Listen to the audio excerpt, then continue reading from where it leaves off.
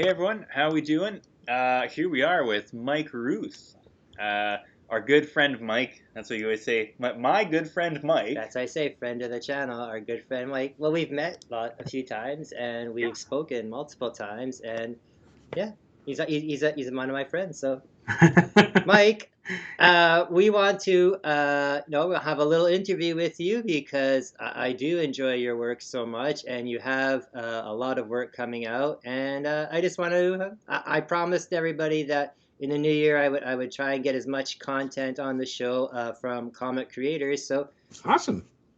awesome to have you on the show. Hey, How about you tell a little bit about yourself? very happy to be here, man. I'm. It's my first. I guess this is my first kind of interview of the year so far. So that's pretty fun. Glad it's with you guys. It's awesome to get to meet you guys in Winnipeg at the Winnipeg Con. That was a lot of fun, and looking forward to going back to that show again next year, hopefully, if all goes well. But yeah. Today I thought I would do a sketch on a Black Last Ronin #3, which was sent in to me by a customer from here in Oakville, actually. I didn't know he was in Oakville when I met him, or that he lived in Oakville. That was just a funny thing we discovered when he was going to send me the book. And I went and actually picked it up at his house a couple of weeks ago. And I haven't had a chance to do any commissions lately because I've been just absolutely swamped with work. And so it was nice to just have an excuse to sit down and chat with you guys. And I'm also going to work on that guy's commission. So That's pretty cool because you have a few books in that Last Ronin series that you did covers for. Yeah, and #3 wasn't one of them. I did one for issue 1 and then one for issue 4 and 5. But yeah, number 3 is a pretty awesome issue, and would have been great to do a cover for all of them if we had known. It was one of those things where if we had known at the time, we probably would have booked for all 5 covers. Back because shortly after we had everything confirmed for issue 1, that's when IDW closed its whole retailer exclusive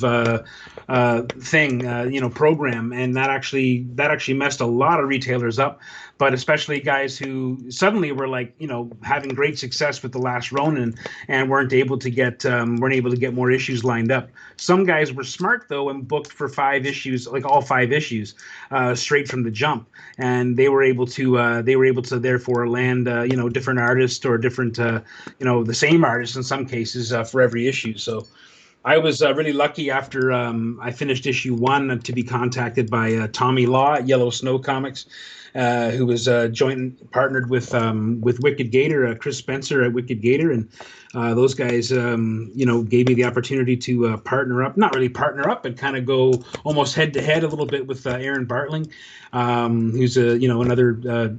Just an awesome artist, an awesome painter, who has done Ronin covers as well, and so that was a lot. I was very lucky to be even before I knew of you or even started dealing with Justin with Big Country. I was able to get one of your Last Ronin ones.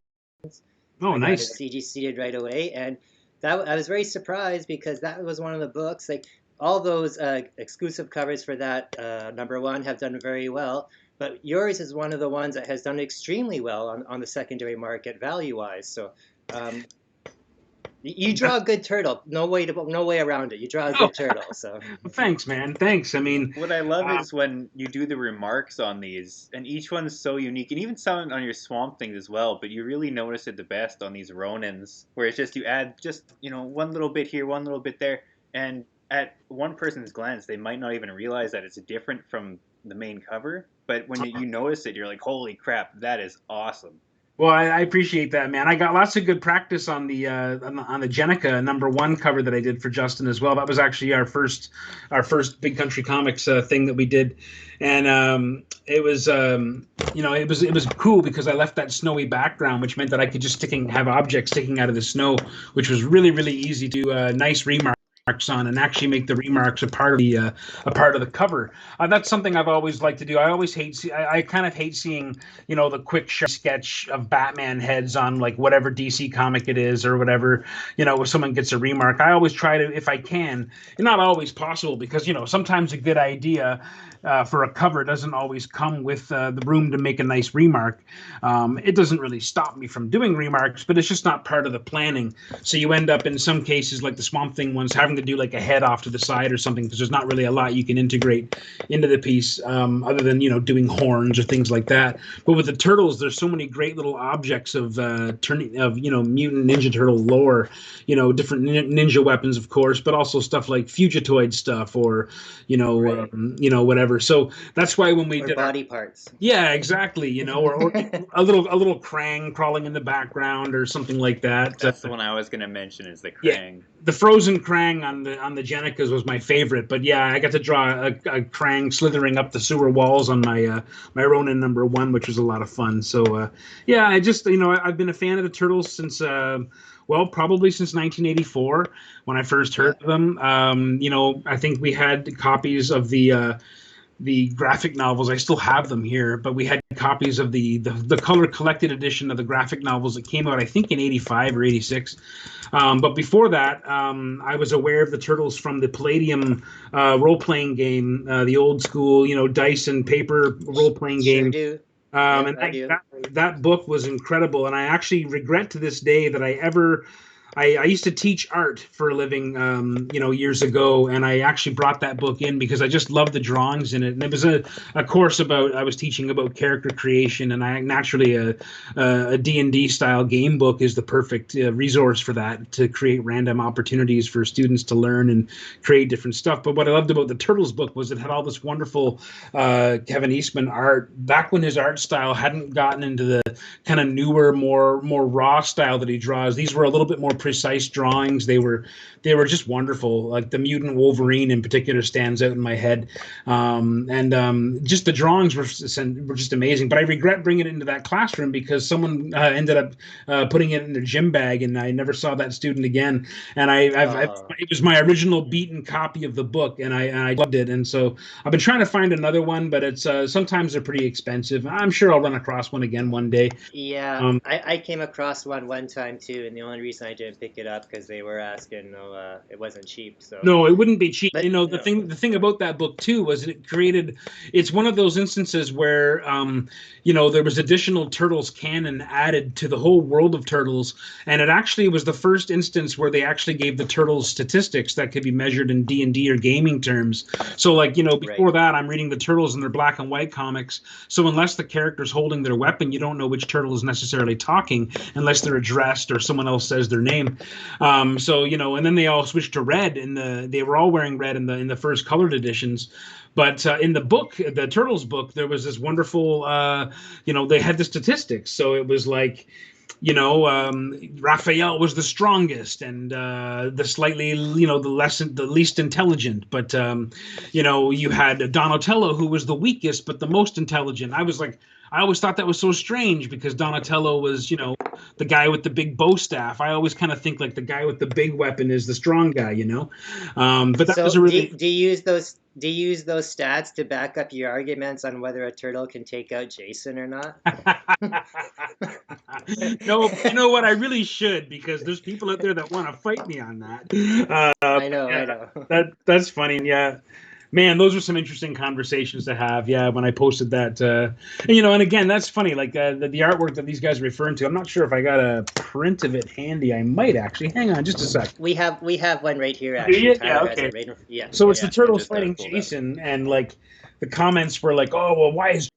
Oh, there's no way the Turtles would defeat Jason, or there's no way that he could defeat the Turtles." And the one that killed me though was a guy who was like, excuse me, but katanas are slashing weapons, they're not stabbing weapons, so why would Leonardo have stabbed Jason with his both katanas? That's just ridiculous. And I was just like dying laughing. I thought it was just hysterical that these people were so serious about why is Jason 10 feet tall. Well, let me tell you about Jason's 10 feet tall. He's 10 feet tall because I drew that gigantic piece of artwork live without any kind of rough planning, start from scratch in 3 hours time for a live auction for Montreal Comic Con. So I didn't have any time to put any thought into the drawing. I just started drawing, and I wanted. To me, I don't see the disproportion. Like, I mean, Jason's a big dude to begin with. Like, he's supposed to be like 7 or 8 feet tall, and turtles they look like they're in battle stances. I don't think the turtles are any taller than 4 feet. Yeah, tall. so 4 feet, right? so they look about the same. And it's just one of those things where I just thought it was so funny, and people got so mad. And the really sad thing is that's like the most viewed piece of artwork I've ever done. Like, believe it or not, that piece of artwork has been shared and reshared and blogged and shared on Cartoon Well, that's Network the thing, stuff. right? Controversy sells. So. It's so funny to me. It's one of those age-old questions, you know.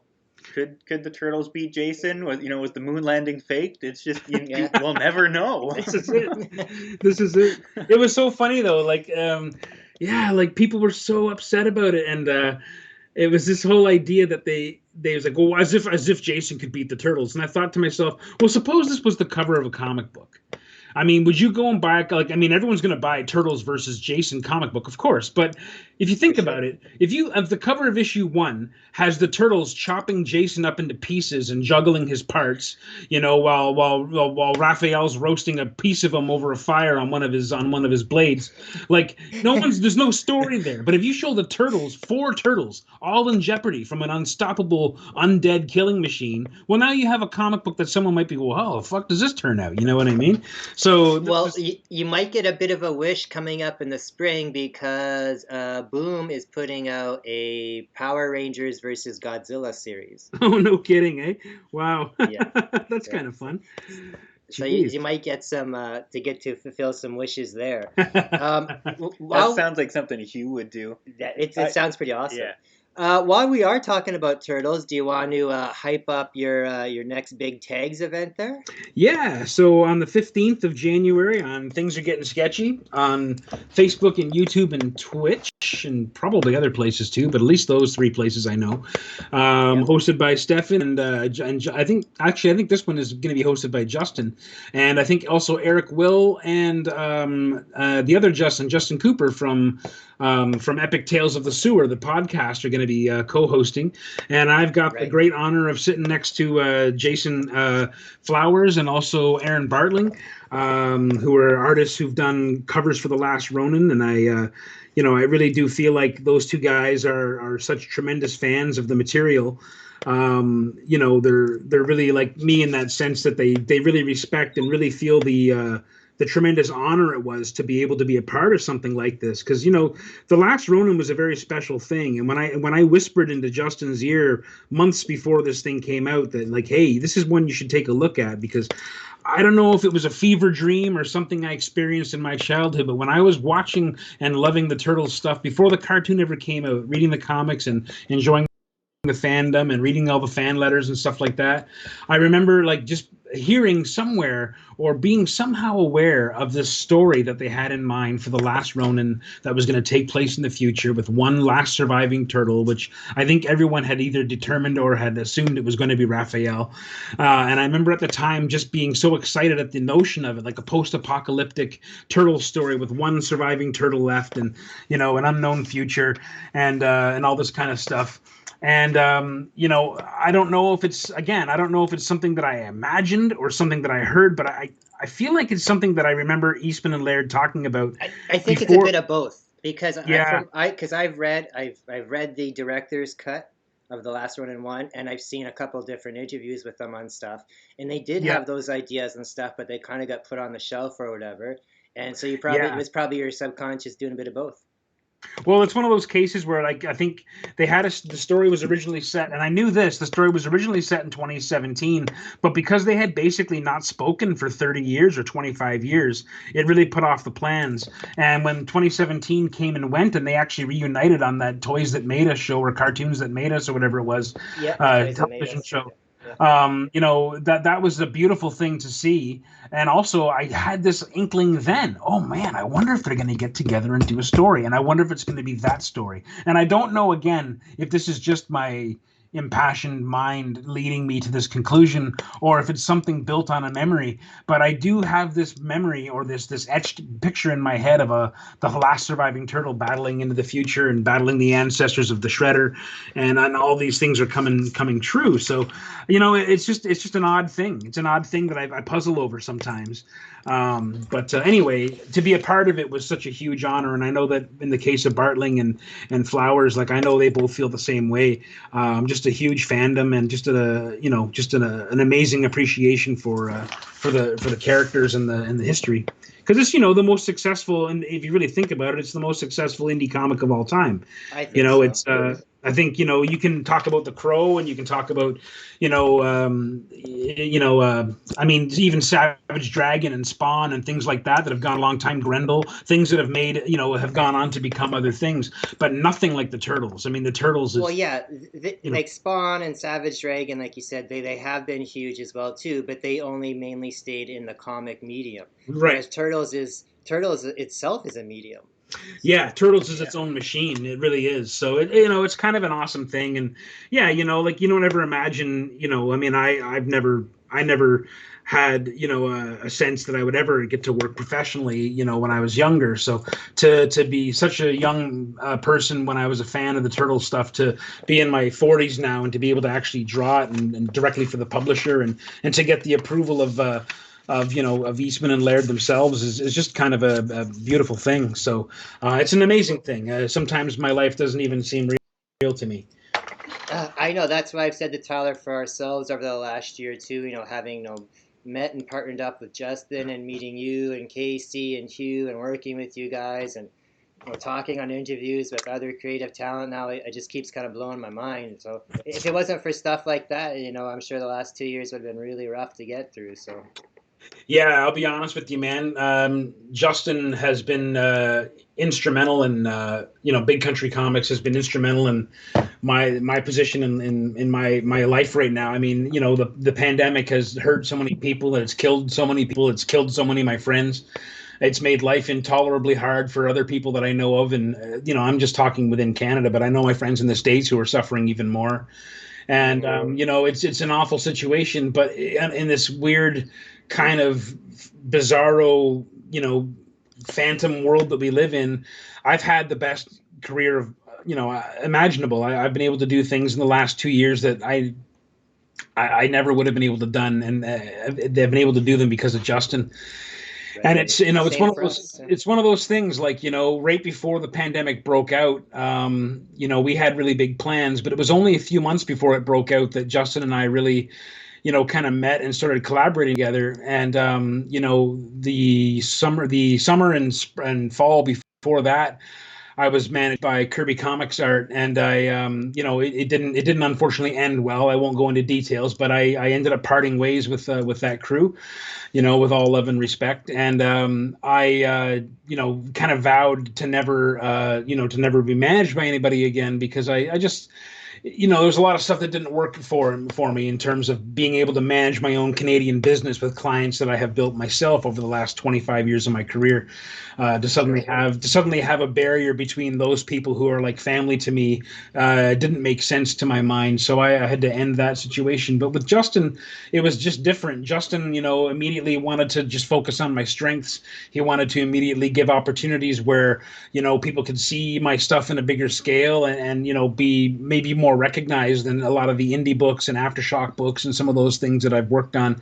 That's always the thing when you're a comic book artist and people come to your table and you've got fan art on the table that you're selling, and you haven't got any comics on your book, on your desk, and people say, "Oh, well, what comics do you draw if you're a comic book artist?" And it was wonderful to be able to say things like, "Oh, I've drawn Captain Canuck, and I've done covers for Aftershock, and I've done stuff like that, and some stuff for Image," but like people never really have heard of those things, and it's no insult to those publishers. It's just in the grand scheme of things, people haven't heard about stuff like Animosity necessarily. They haven't heard about Jimmy's Bastards or Blood Blister or things like this.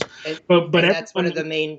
Yeah, sorry, I didn't mean to interrupt you there, but that's one of the main reasons that me and Tyler formed the Nat Daddy Collectibles after Justin was talking to us, because I liked the big two and grew up on them, but I also grew up on a lot of the indie stuff, much like you did, and it was it was hard to get it then, and now there is much more of appreciation for it, and I Oh, want to make sure that stuff gets known, and that's what my show is about every week. And the exclusives and that, like well, besides the expense of doing an exclusive for a big major company, I like doing the indie stuff because it's a little less expensive. You get to sure. try a bunch of new stuff, and again, more exposure. So Well, yeah, Absolutely. like you said, lots of stuff. It's all exposure, and like you said, Justin's done a great job for exposure for yourself.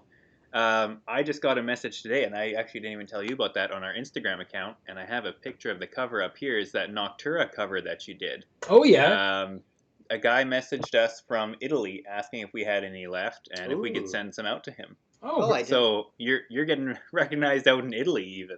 yeah. Well, I mean, I've always weirdly had a fan base in Europe. I don't know why, but before I even got into comic books, I was doing stuff like for different fantasy magazines, and I had this little German enclave that really liked my stuff. I don't know why, but it was for Warhammer and things like this, and so I already had kind of a small name forming in some of these fanzines and things like that, which I treasure those days because they were the days when I was getting started. And even though I already had a career doing children's books, I was not making a living at it. It was a really tough way to live. And I wasn't getting anything published that I wanted to get published. So when those guys like John Foodie at Warpstone started giving me opportunities to draw, fantasy art and stuff like that, I started to get published in Europe before I was even published in North America.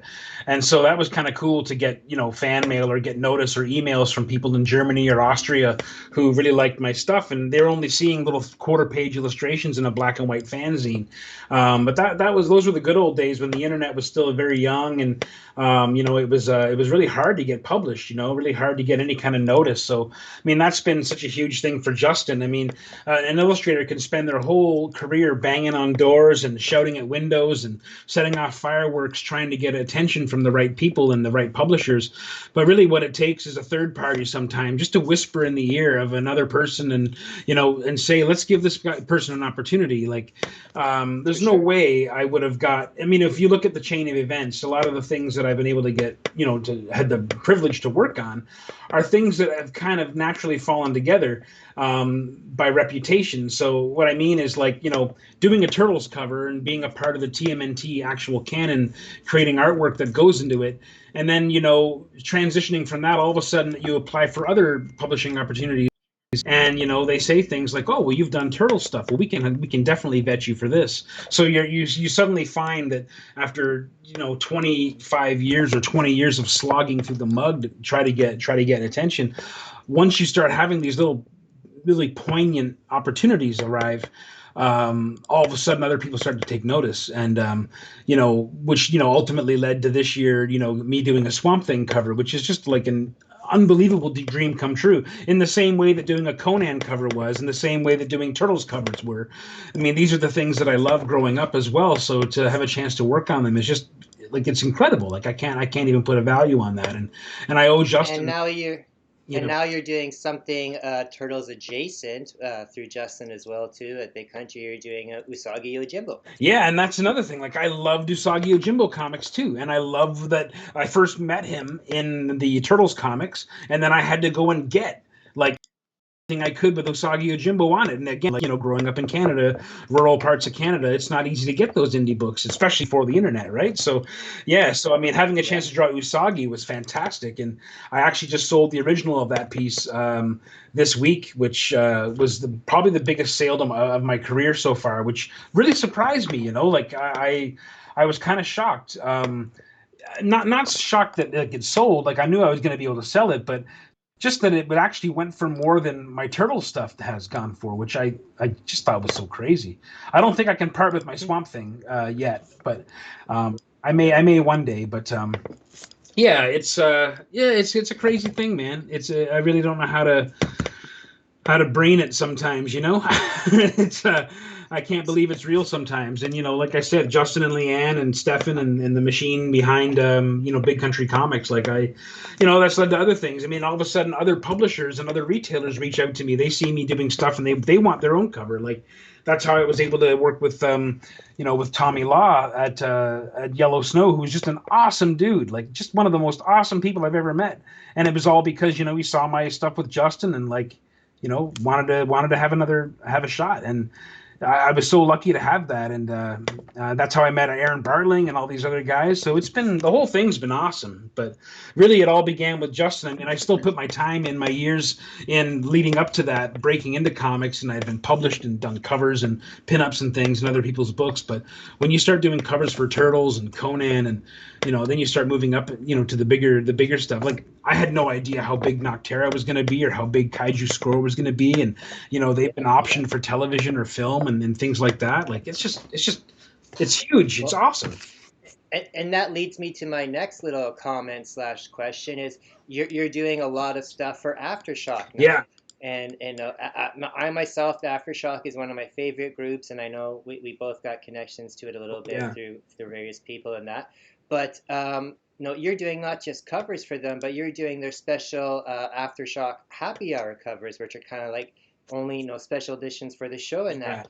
How do you feel about doing that? Because the ones you're doing it for are big books, like your Bunny Mask, your Chicken Devil, your Maniac of New York now, the New Bronx is Burning book. Like, I mean, that's been awesome. I mean, I've always loved working for Aftershock. They've always done right by me, and they've always been cool and given me these opportunities. They were giving me opportunities when I was really a nobody, and for that I have Stefan to thank, because Stefan used to be the retailer contact guy for for exclusives, and some of my local Gotham Central and Hip Hop Comics here in the Oakville area, they wanted to do retailer covers a couple of years ago, and that's when I first met Stefan. And after I did my first couple of retailer covers, Stefan just called me directly and was like, "Listen, you want to just work directly for us and do covers directly for Aftershock?" And that good relationship has always been super important to me. Like, I owe Stefan a lot. I honestly do. He's been instrumental in my career's development as well, and he's always been a guy that's been, a real believer that, I remember 3 years ago he was like, "We got to get you on a big 2 book. Like, this has got to happen. Like, this is ridiculous," and he's been always a tremendous ally in that way. So I'm always grateful to have Stefan as a part of my life in that capacity, and as a friend. He's just an awesome dude. I'm lucky. I got good people. I know you guys. I know Justin. I have to agree. Stefan's helped us out quite a bit, and still is a little bit, helping us out, trying to get other interviews through people and stuff, with his connections. So I have to agree that the group that is all here, and I'm happy to have been included in now, is a great group. It gets amazing things done. So. Oh yeah. Stefan's like maybe the most interesting guy I know in terms of like his work experience. I mean, the guy has literally done every kind of job you can imagine, and he's skillful at it. Like, he's a solid dude. He's probably going to be mad at me for saying all these nice things about him, but or not saying more nice things about him. But that's right. But yeah.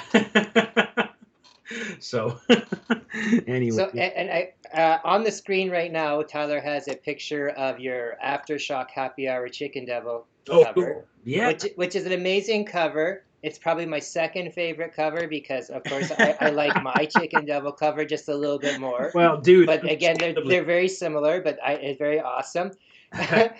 But why don't you got a good portion of your drawing started there. Why don't you kind of explain the process there? Because I think a lot of people probably weren't familiar with the transfer part there that I'm aware of, because I've seen you do these draws all the time. So yeah, sure. So basically, when it comes to doing blank variant covers, I always aim to try to keep the book in as good as shape as possible.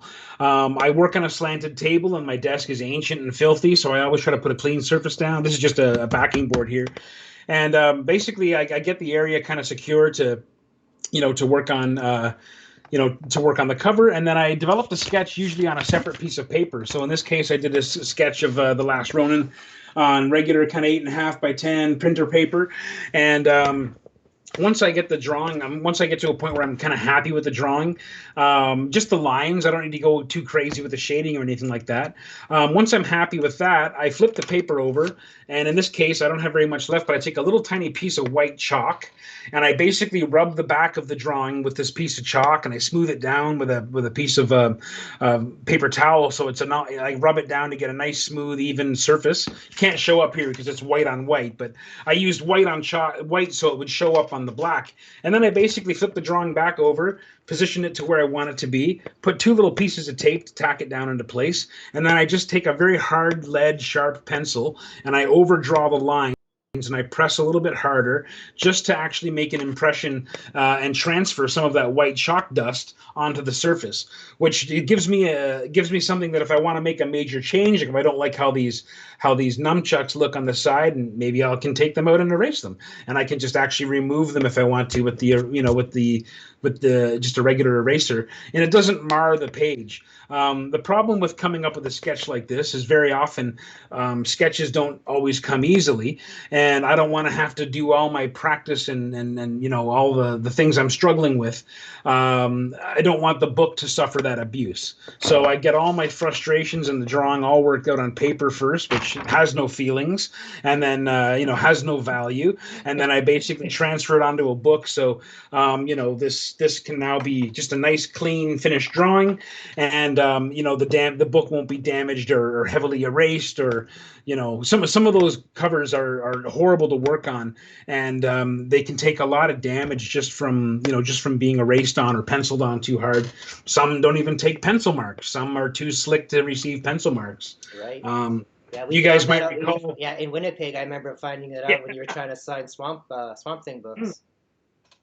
Well, the Swamp Thing things were special because they wouldn't even take Sharpie marker, and that was the first time I've ever seen that happen. That blew my mind. So you ended up using blood, right? Sorry? You ended up using blood for those signatures, right? So. Yeah, I had to use blood. It was the only thing. You have to let it dry too. It's the only thing that sticks. But no, I ended up using these Molotow paint markers, which are basically like they're called a Molotow One for All, and basically they are acrylic paint that comes out in a thin line like a pen. So I have them in white and different colors like that. But with the Swamp Things, I was able to sign with those. I was also found out I could sign with the metallic. Like the gold, silver, and bronze Sharpies. The heavier metallic paint in them will actually show up on the surface. But yeah, when I signed it with a black Sharpie, it evaporated right off the surface. And I was like, that was the first signature I did for the whole weekend. And I was like, I'm glad I found out before the show actually started, because I was like, whoa, this is going to create some problems for me this weekend. So yeah, I think mine is signed in gold. I think the one that you gave me. So. Yeah. I think I ended up signing most of them in gold. Yeah, and I've learned about those metallic Sharpies. They're a pain in the ass, but they actually they work pretty well. It provided you store them capside down, standing up in a jar or something like that, or a cup, where all the juice can kind of coalesce at the tip, because otherwise a brand new perfect pen can appear to be dead because all of the ink is in the bottom half, but there's no way to really tell, right? It's just the way they're designed. So yeah, you pick things up, you learn things. I got a little bit of a silly question. Well, not silly question, but something I found out the other day that was a little interesting. Now, when it comes to signing like covers for books, like you're at a show and someone brings you up a book, or they purchase a book at the table and you sign it, do you care what color your signature's in? Because I found out earlier this week through for the George Perez signing that a lot of the old school guys will only sign in black. Yeah, I think I think the reason for that is the black is the most reliable one. I think it might be as simple as that. I will sign them in whatever color seems to fit. Like I typically will go with black. My favorite is actually there's a really dark navy blue that I used to sign all my stuff with. It was just a little bit different than the black. It was just slightly lighter and more blue. I have to grab another one because mine are all dried out. But like depending on the cover, like for instance, the this cover here, the Last Ronin number 4. This one here I would sign in red because the whole thing was just red except for the color, figure of the Ronin here. Everything was red, so a red signature really popped. When I was in Seattle with Stefan in 2017, we had 2 exclusives that weekend. One was Aftershock CBCS exclusive for the show that was a green. It was a green. What do you call it? Well, I did 2 versions, but it was issue 5 of Animosity, and it was a Seahawk with a grenade, and one of them was just a full color version, and one of them was just the that was black and white, but the grenade was green, I believe.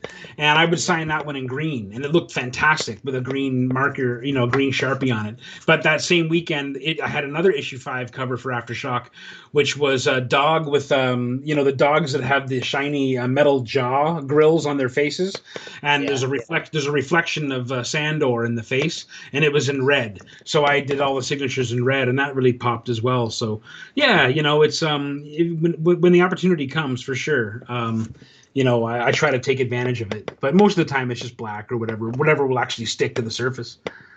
Is Seattle? That's Emerald City Comic Con. Yeah. That's a good show. Yeah, that is a good show. I've heard that actually. Have you have your work is very like fantasy based a lot, like Conan's and like I said the Last Ronins and even your Swamp Thing, very fantasy like. Have you done any work for like Heavy Metal magazine? Oh man, I've always wanted to. When I was sort of coming up, the idea of doing work for Heavy Metal was a little bit outside my reality because, for one, I wasn't anywhere near good, and for two, they were only really in those days having European artists contribute to that magazine, and very often it was just it was republishing stuff that was like European indie stuff that was just going to be broken up into little 8-page vignettes that were told over the course of 4 or 5 issues of Heavy Metal. But man, I loved Heavy Metal, and now that it's a totally American publication. I know Kevin. It's owned by Eastman. It was, yeah. It was or is, yeah. I remember. I think he owns it now, yeah. Yeah, and I think Eastman was also married to Julie Strain for a time, and she was like the kind of the goddess of heavy metal in the '90s and early 2000s, and so that might have had something to do with that. Julie Strain was the star of the Heavy Metal 2000 movie and stuff like that. Oh, right. The animated one. Yeah, Julie was a B movie horror queen. Just an amazing person. I was a tremendous fan of hers. And Kevin Eastman got to marry her, so that was pretty awesome. but yeah, that's that turtle bucks. Yeah, exactly. But yeah, no, I'd love to work for Heavy Metal. It's one I've always loved. I just love the image of even just the main title image, and so many of my favorite artists went through that book.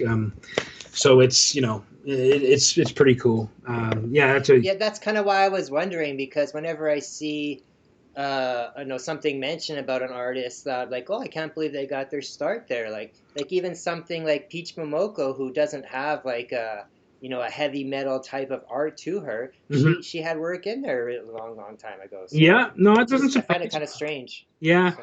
It's definitely the magazine took on some different dimensions. I had a moment, I think it was 2015 or 2016 at New York Comic Con. I was there, and I remember it was a tough weekend. We were in a tough position in the alley, and it wasn't a great one for sales. And I was kind of feeling a little heartbroken towards the end of the show, just in terms of like my return, my investment, and everything else. The effort that goes into New York is like no other show. And and anyway, I remember just kind of being bummed out on the last day of the show, and sitting there at my table, and this really sharp looking dude in a suit walked by and stopped. Like he saw I had this banner up, and it was kind of like the space Viking character that I always usually have prints of in my portfolio. It was kind of like it was done for a Weaponizer magazine, 2010, and it was it's an image it's kind of been my banner image for a long time. Anyway, I had this banner up, and the guy stopped, and like he stopped dead in his tracks and was like, "Whoa, I want this. What is this? I want to publish this." And I'm like, "Oh, hey, slow down. Who are you?" And he's like, "Oh, I'm the president of Heavy Metal magazine, and I really want to publish this. Is this a story? Have you got an 8-page story that you can send my way? Because I'll print it." And it was just like that. And I was like, "I don't. It's just a banner, but now you make me want to write a story and do it."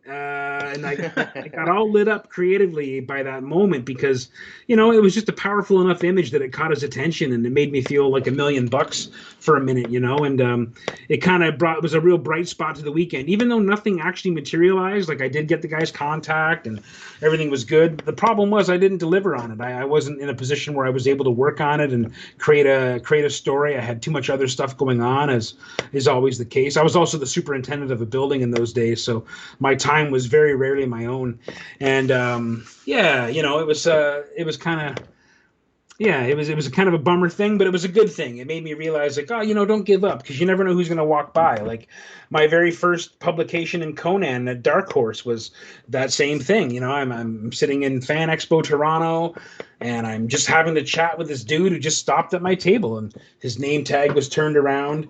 I couldn't see what it said, and he was just the nicest guy in the world. We were shooting the shit about Conan, and everything was good, and he was flipping through my book, and he was like, "So what do you want to do?" And I said, "Oh, I got this tiny little dream. I want to draw a pinup for Savage Sword of Conan."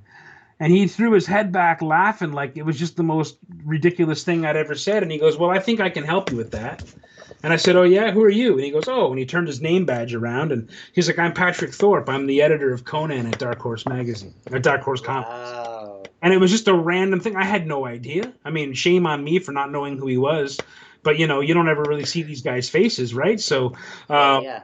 so that was a really cool thing. And sure enough, true to his word, he contacted me, and shortly after Toronto, and he said, "Hey, you want to do a pinup in issue 9?" And that was it. All of a sudden, I was getting publishing Conan and realizing that I'm going to have to stretch a little bit further, because never thought something like that would ever come true for me.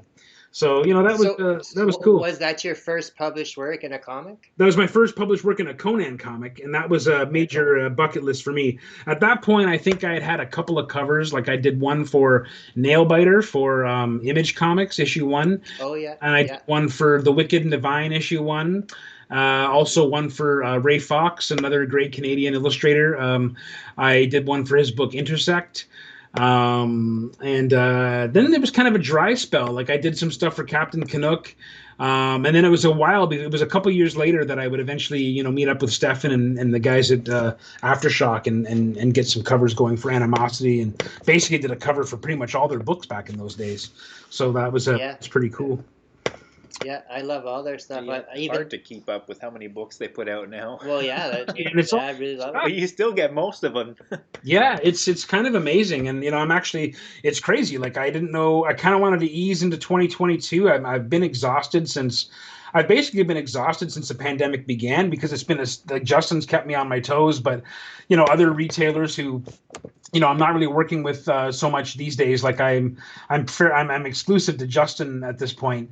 But other publishers contact me. Like, I never say no to publishers. So this last 2 months, I've been working on a special project for Dynamite Comics, which I can't really talk about, but that should be coming out pretty soon, and they're the main covers, as far as I understand, of this new series. So I'm getting to draw characters I've never drawn before. Some of them I never even heard of. I'm pretty sure. I think I might know what the project is, because I know I have connections to Justin as well. Oh yeah. And if it is what I think it is, it should do great. I hope so. I know it will. Do you have any other stuff that's coming up that you want to drop some bombs on about us, or anything?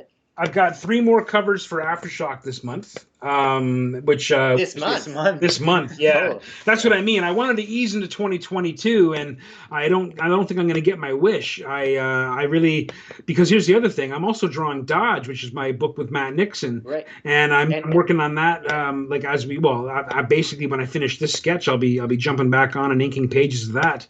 And so that's I've got my last 4 or 5 pages that I'm inking. I have a cover for that to do, and that's all I really wanted to do this month. I've got one thing for Justin right now, which I'm kind of excited about, but I can't really talk about yet. And I have that, and I have the Dynamite stuff, which is going to be like a monthly thing for a little while.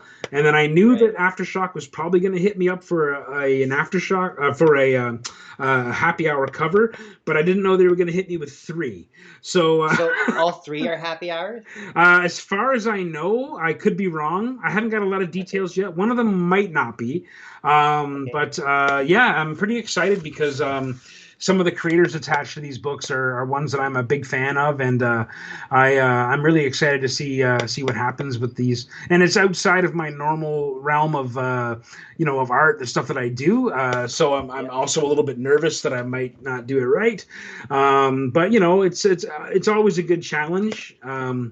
And yeah. Can you say the titles for the Aftershock ones or I no? can't right now. No, I can't. I don't think I can Okay. because I don't know if they've like that's the weird thing about the happy hour stuff. I never actually know when they're going to release the happy hour things. So Yeah, like it's usually like a day or two before that they mention it. And They're pretty I always have a impromptu. hard like I've never been able to get one of your books off the Happy Hour show. I either uh, have to go through you or Stefan or Justin. yeah, So it's weird. Like I don't know. Like for me, like I always feel like as soon as we have approval on something, we should promote it and let people know it's coming. But like there's been times when I found out the day after that they released my happy hour cover, and I mean that's cool and everything. But like I have I'm not bragging or anything, but I have a decent following that I'm sure would be interested in getting those books if they knew they were coming.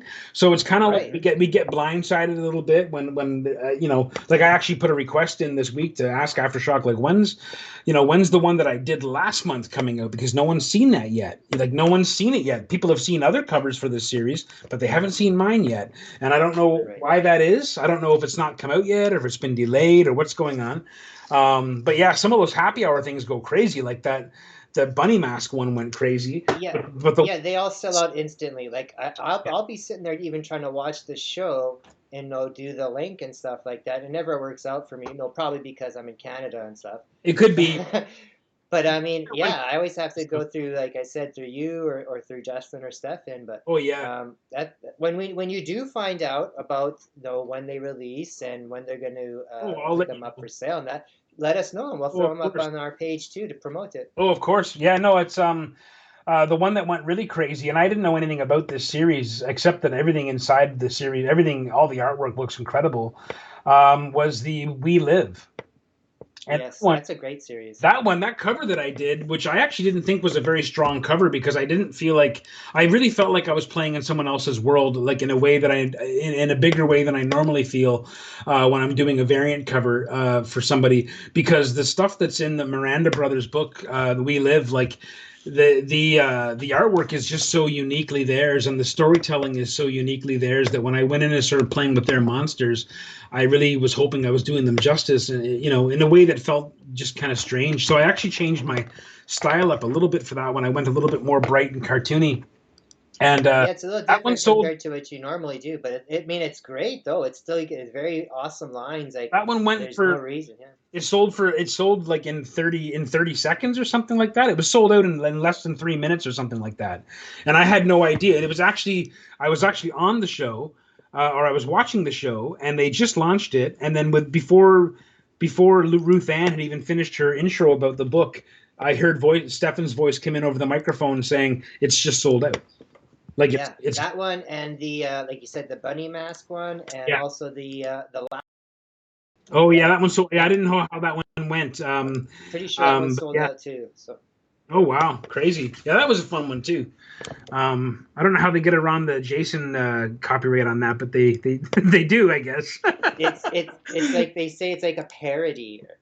Yeah, it's like a Parody copycat law. killer type, type character. But I love the artist of that Andreas Moody is Yeah, saying yeah. his name wrong, but he's Well, awesome. it's okay. We say his name wrong all the time too, and we're pretty much guaranteed that he's going to be on the show soon. We're just waiting to Oh, hear back from Stefan oh, about awesome, man! confirmation. Yeah. Yeah, So he's a super nice guy. He'll be a great addition to your show for sure. yeah. So Yeah, you man. get to be. We're going to have a whole category on YouTube of not just Nat Daddy shows, but Nat Daddy shows interviews. Oh, cool. Yeah, right on. Yeah. So your picture there, or sorry, your cover there is looking amazing as always. That's the kind of work that you guys will be doing on the 15th for the tag show, correct? Yes, as far as I know, Justin has got us some blanks for number threes, and he's mailed them out to everybody. So I think that's what the plan is, and looking forward to that because everyone's got like a totally different style. I know that Aaron does mostly kind of digital work, so I'm curious to see what his drawing, how his drawing will come out. I know he can draw. I see his amazing remarks that he does with those oil markers on Last Ronins all the time. So, yeah, he's a really solid painter. He really knows his color and light really, really well. So it's always a pleasure to work with people who are trained, people who like got their chops the right way and have have just a great skill set like that. Feel Okay. bad for Aaron though. The guy had a bad fall a couple of weeks ago and shattered his hip. He's a Oh young man no. too. Yeah, he literally was carrying the baby, I think, and as he described it, he passed his baby off to his wife, and the floors are hardwood floors, and he just kind of turned funny, and he went ass over apple cart and landed hard on his hip, and it shattered the femur head. Oh my Which is God. a pretty awful break to get, just about the worst break anyone could get. And he's a young dude too, so Yeah. it's Well, just a really fortunate shatter, But I think and he's no, and to have a young family to be at home too as well. well, Like, yeah. And then like 2 days later, his puppy passed away or something like that. Like it was just a horrible week for him. And it was the same week that, of course, Ronin 5 got announced. And yeah, man, it was just just crazy. Like I just felt terrible for the guy. So yeah, looking forward to catching up with him and getting to know him a little bit on the show. And yeah, we're gonna have a Turtles centric night, a Turtles night for the Turtles fans, I think. And yeah, I think it's gonna be good. well, I know we'll be there. We won't be on the mic unless Justin decides to let me jump on the show at some point. Sounds like there's a lot of But guests coming already. we'll be there definitely in the chat room throwing out questions for all you guys because Awesome, man. we appreciate all your work. And I want to ask you one last question, Mike, but I want you to clear your mind for a second because I want you to answer it the first thing that comes into your mind. So, All right. you ready? Yeah. I know you've drawn like a lot of characters, and I know you've drawn a lot of your favorite dream characters. Who's someone you haven't drawn yet? For work purposes, like for work money. purposes. One day I would like to crack the Marvel nut, and one day I would like to draw the Thing, Ben Grimm, for even just give me one chance to draw the Thing. And the ironic thing was I was sitting in my childhood comic shop doing my Swamp Thing signing a week after Winnipeg, and I'm sitting in there and I see on the shelf that the Thing Marvel has his own series again, and I was like, God damn! Like I know it's a mini series, but I was like, the Thing series when I was a kid was my favorite. The Thing, Ben Grimm's my favorite character of all time, and I don't know that I'll ever get to work for Marvel, but he would be my guy if I could pick anyone to draw, even just one time in some capacity. That would be a huge dream come true for sure. Well, if I ever get the chance and I find the appropriate blank, I'm going to get one that has you drawing the Thing, doing a classic fighting scene with Casey drawing the Hulk. Oh yeah, that's the way to go. Casey and I have been talking for a long time about doing a pair up with or doing even a joint print, like the Thing and the Hulk, where he draws the Hulk and I draw the Thing, and we draw them draw it in such a way that he can do the painting and then pass it off to me, and then I can kind of finish it. That's what I mean. Yeah, something like that would be really, really cool. That would be cool. Yeah. So I think that'd be great. Yeah, Casey's a solid dude, man. He's a great artist as well, and he's been doing all kinds of cool stuff too. Like his Stray Dogs cover was great, and the Swamp Dogs cover that he did as well was really cool. And the movie poster kind of stuff he's been on. And now he's got the Valiant job. Yeah, that was a cool cover gig too. He put me on the cover, which is funny. I don't know if I can. I saw that or not, but it was a tremendous honor for him to think of me. That's not the first time I've showed up on a cover. Nick Bradshaw once drew me on the cover of Conan the Barbarian issue 7. That's cool too. Yeah, I've had to sign a few copies of those, which is pretty fun. But yeah, for sure. All right. Well, we've taken up like almost an hour of your time, but you did manage to get some work done, so I guess that's kind of win-win for everybody.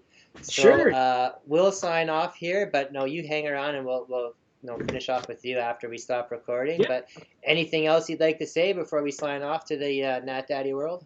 Yeah, I mean, a message to anyone out there that loves comics and loves comic art and loves to support artists, like you can support your favorite artists directly by contacting them or going to their shops and seeing what they have for sale. But, find out what artists or what retailers these artists are working with and support those retailers, because those retailers are what make it all happen for us. I mean, people want to support me directly. I tell them directly to go to bigcountrycomics.com or bigcountrycomics.ca in Canada, because, support supporting Justin and supporting Big Country Comics and helping that company grow is what puts bread on my table. The trickle down effect is real. It's a measurable thing, and my life has been vastly improved. But the retailers, and you guys know this because you are retailers. It's a struggle. It's a hard struggle. Yeah. You get no support from the publisher. You get no support from the social media venues that really should be supporting small independent publishers and retailers. So it really, for the best support is always, unfortunately and fortunately, the dollar. So if you're listening to this and you like my work, go and buy some comics at Big Country Comics. Go and buy them from people near you who sell comics that I've been a part of, or that Hugh Rookwood's been a part of, or our friends. Yeah, like you guys, Nat Daddy Collectibles, but like Justin, Yellow Snow Comics, like Tommy Lott, Yellow Snow rather, and Justin, Big Country Comics. Like I owe these guys big time, and like I said, they've made the good parts of this really weird life we're living right now. They've made them absolutely splendid for me, and I'm really, really lucky to be. To have had these opportunities, and that's the best way I can thank them, and the best way that you guys can support me. Cool. So how about you give us all your social media credits there so people can follow you? Sure. I'm not posting a whole lot these days, but you can always find me on Twitter or Instagram at Uncouth Rooth. And my Rooth is last name is Rooth, Rooth, rhymes with tooth. You can find me on Twitter and Instagram that way. And on Facebook, I'm just Mike Rooth on Facebook. I actually don't know how much longer I'm going to be on Facebook, so send me a friend request if you're listening to this. I'm sure the guys will have my name linked on the page or something like that when this airs. Yeah. So follow me, send a friend request. I'm usually pretty friendly that way, and always happy to have new people aboard. So. That's how you find me. Awesome. All right, everybody. That was Mike Rooth. That, like you said, he does exclusively with Big Country Comics now, but he has done other stuff. And keep your eye open because he's I won't say he's an up and comer because he's an old guy like me, but he's definitely getting more and more work out there to the mainstream. So be appreciative and support everybody. Peace out.